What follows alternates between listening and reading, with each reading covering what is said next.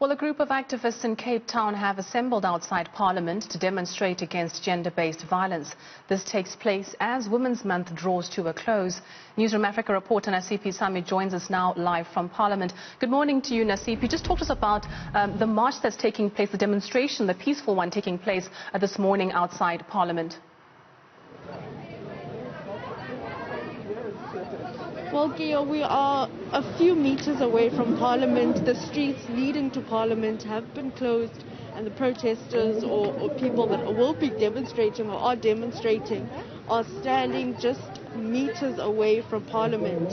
And this is a march, as you mentioned, it is Women's Month and it is drawing to an end. And it's a march to highlight gender-based violence and the violence against women and children that we've seen in the recent weeks.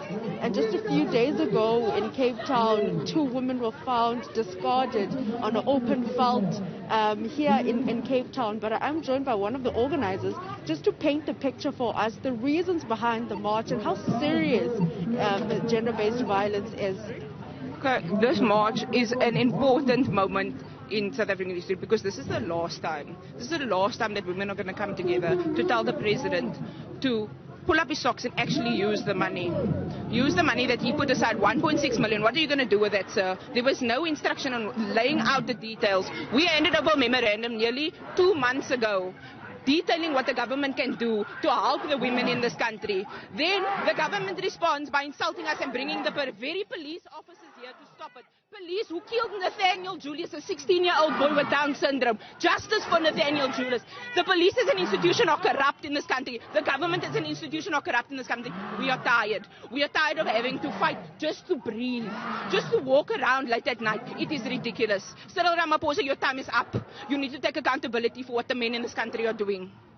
Jesse, just give us a few points on the memorandum that you submitted to Parliament about 2 months ago. The memorandum is available on Twitter. It is available on the anti-GBVSU page. The memorandum details about Becky Clearly that was supposed to give rape whistles to all the women, which he promised after Uyonene's death. We have not received that. It details laws that help the LGBTQIA plus community in Cape Town and in South Africa, because that is also a minority which men do play, and correctional rape is a big factor in this country. We also detailed what the government needs to do to protect us, laws that need to be enforced so that perpetrators do not get away with the crimes that they commit, that they aren't let go on 500 rand bail. So that Ramaphosa, if you are watching this, and I hope you watch the news, why does my life cost 500 rand? And then, Jesse, I mean, you know, we are coming to a close. It is Women's Month, but we've seen so many deaths, violent deaths, just in Cape Town alone. About 6 that I can count now. Women being discarded on open velds and some in rubbish containers. I mean, as a student, how does this make you feel, and one of the organizers?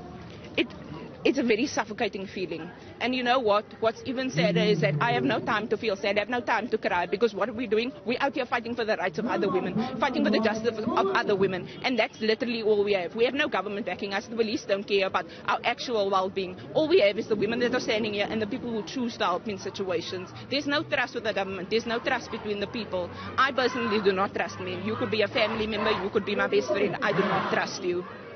Okay, that is just Jesse painting a picture for us that they did submit a memorandum to Parliament. However, they haven't received any feedback towards their memorandum, and she is calling on government and also the president, including the Minister of Police, to take accountability to protect the women of South Africa, as we've seen just in the recent weeks and months leading to August, which is Women's Month, the number of women that have been brutally murdered. And just this week alone, we were at a memorial service in Philippi where a 22-year-old woman was killed and then discarded in a rubbish container and ultimately found by people that are cleaning those rubbish containers in Philippi. And that is the second woman in 2 months that was found in that very same community.